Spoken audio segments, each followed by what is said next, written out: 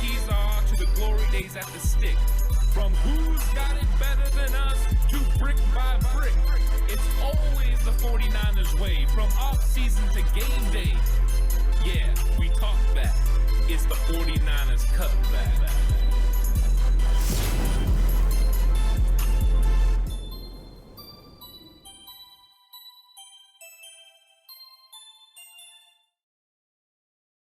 It's 49ers Cutback Podcast time. Here to talk about Jordan Mason, undrafted free agent out of Georgia Tech. Big body guy at 5'11, 225 plus pounds. Heard reports that he's even 230 pounds. Coming off an absolutely fantastic game against the Minnesota Vikings, where he had 9 carries for 57 yards at 6.3 yards per carry. What a game. And Mason has been making waves throughout training camp. Of course, there's been a lot of conversation about how good is Jordan Mason and can he actually make this team. It appears that he's starting to develop in a way that he might actually have a shot to make this team in a very deep running back room. What will happen with Trey Sermon? What will happen with JaMycal Hasty and Jeff Wilson Jr.? I think are questions that have to be answered. But one thing we can start to answer is how good Jordan Mason is and him making some of these waves. I'm excited to get into all of this, talk about him, and actually break down a little bit of his game film as well. I'm going to show you guys some stuff, show you some of the things that he's doing really well and how that differs from what he was doing at Georgia Tech, because there is growth that's coming from Jordan Mason. Jordan Mason has definitely shown growth. He looks a lot better now than he did even in his college film, and I think that's exciting for his prospects of the future. But let's get into a little bit of this clip. Right away with the first one is the big run where he gets a nice hole and he's able to run through defenders. And I'll break it down a little bit and tell you guys what I liked, what I didn't like, and let's just have some fun with this. So here's Jordan Mason doing his thing. And I'm going to pause it right now because you can see, look how much space he has. This is absolutely fantastic. The amount of space that Jordan Mason has on this line of scrimmage. The offensive line's done a very good job. Pause it again. He starts deep, but look at the surge. There's a push up in the middle. That's going to give him an avenue to be able to get room to run the football. Now he's looking for the hole.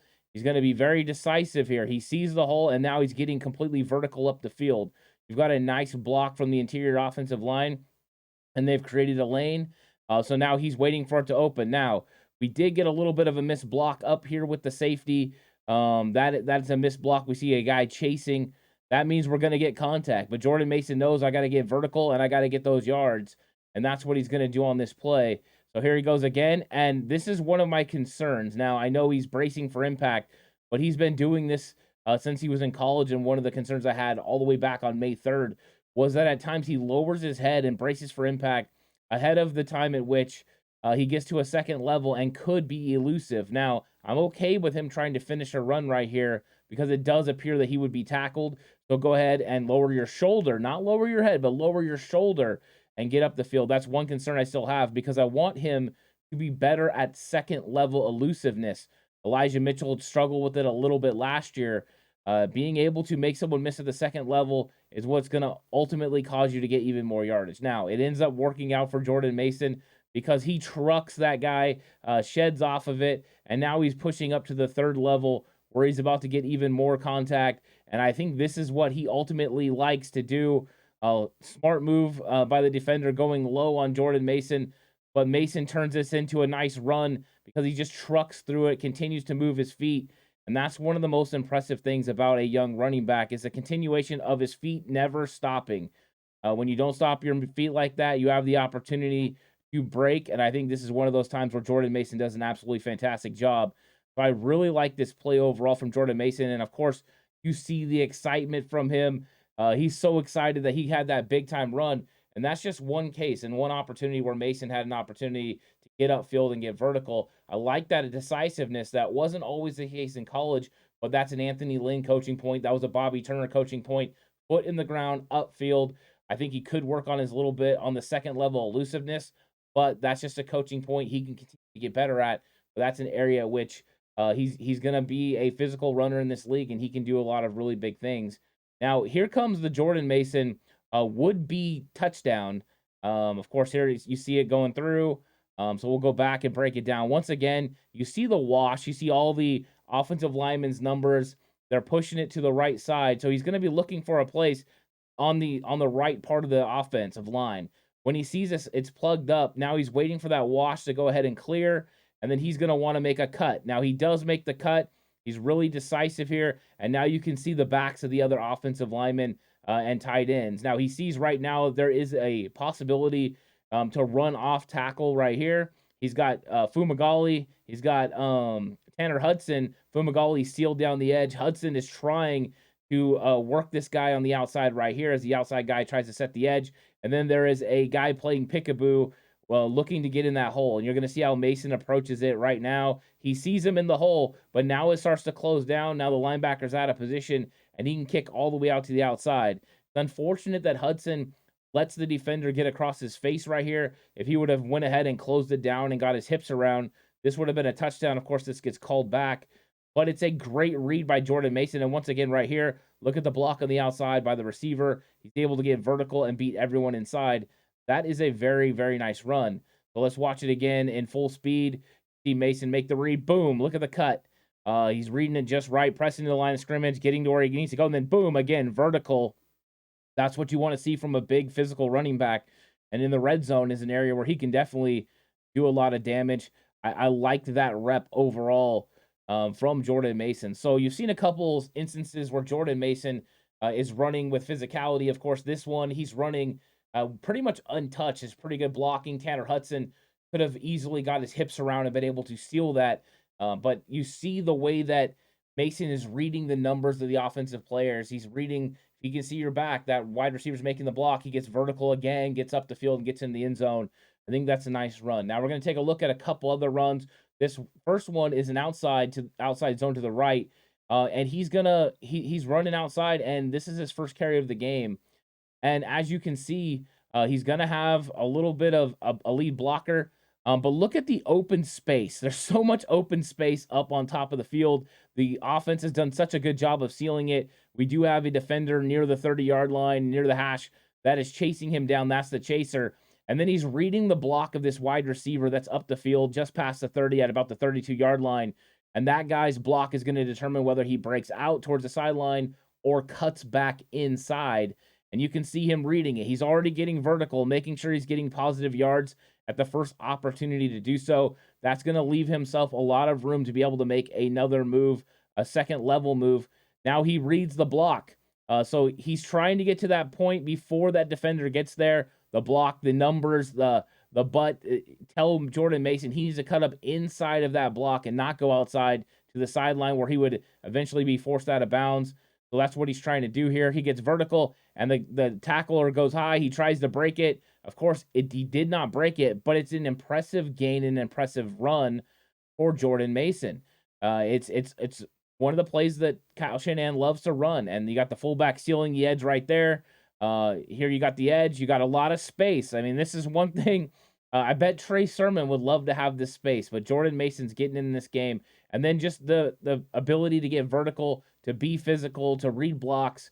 I see it there, and I like it. So I think that was a very solid rep coming from Jordan Mason. You're seeing Jordan Mason show a array of different skills, but a consistency is that I'm going to get vertical the first opportunity I get. That's what you need in Kyle Shanahan's system.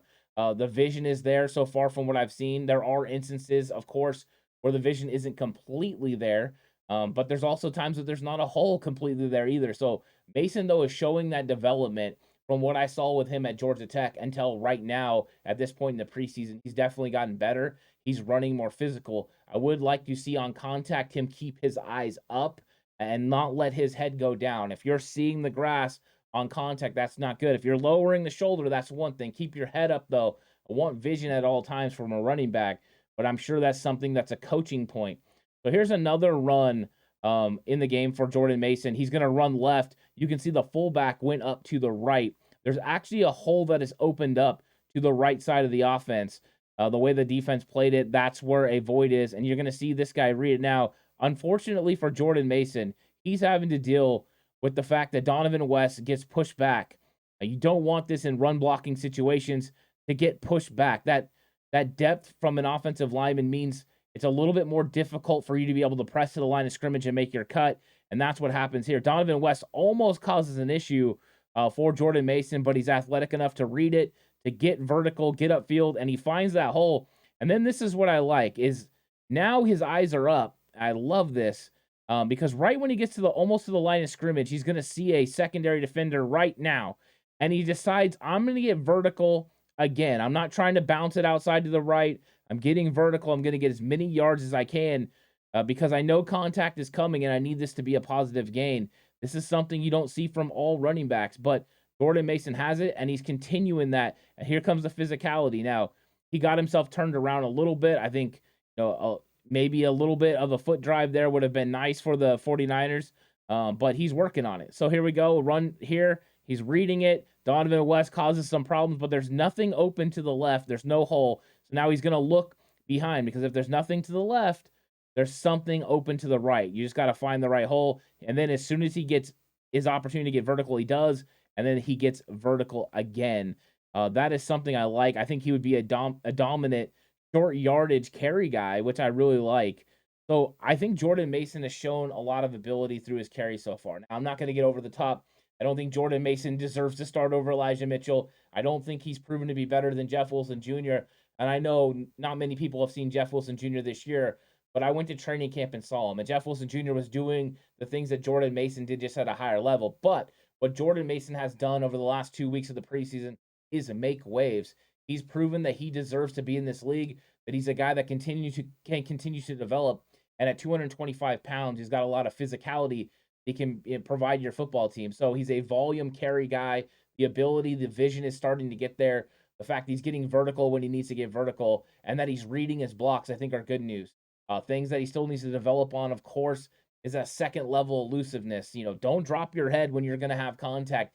Keep that head up. If you can avoid contact on the initial hit, do it. Do whatever you got to do. Stiff arm, make another move. Do what you got to do there because that's how you turn a 10, 12-yard gain into a 20, 25-yard gain. Do I think he's going to outrun everyone in this league? No. But still, those are the next level things. And that's something Elijah Mitchell, you saw it last year. The coaching points were get vertical as soon as you can. And you saw that from Elijah. Now, did he miss extra yardage because of it? Yes. Seeing Jordan Mason do the same thing, the next step is going to be that second level elusiveness. And once he gets it, he'll be dynamic. So I think that he's going to make it to the practice squad. I don't know now. He's put on some good film. He showed some really good things. I think there would be teams around the league that would be intrigued by what Jordan Mason could bring to their team. And I think Kyle Shanahan's intrigued by what Jordan Mason can bring to his team because he's a short yardage, dynamic kind of player, but also a volume carry guy that you could give the ball to, 15 to 20 times a game, and he would be able to hold up with the physical nature at which he runs, and overall just the way he's built. The guy is fantastic. So he's definitely making waves. I'm excited about Jordan Mason. Curious what he's going to do in this game against the Houston Texans and if the 49ers can carve out a roster spot for him on the 53-man roster. If he doesn't make the 53 and they're able to get him to the practice squad, what a steal for the 49ers. I would expect to see Jordan Mason at some point in 2022 come up, impact on this team. But he's going to have a fun preseason finale. He's going to get in there and make some plays. And I think these plays go to show how much he's developed from Georgia Tech till now. He's an exciting player. I know I'm excited about it. I hope you're excited. I'm sure you are because 49er fans around the globe have been excited about Jordan Mason. So let me know what you think about this breakdown. Let me know what you think about Jordan Mason. Will he make the 53-man roster? I think he definitely could. Go ahead and like, comment, subscribe. Hit that notification bell so you don't miss more breakdowns just like this one. Hope you guys are all having a good day. If you were watching this before the game, make sure you catch me for the reaction show right after the game of the 49ers versus Houston Texans. We'll be breaking it all down, including breaking down what Jordan Mason, this running back room, is going to look like because heading down to 53 is just around the corner. But thank you all so much for joining me. I really had a good time. I had fun breaking down this film. Looking forward to more. Stay safe and remember the right way, as always, 49ers.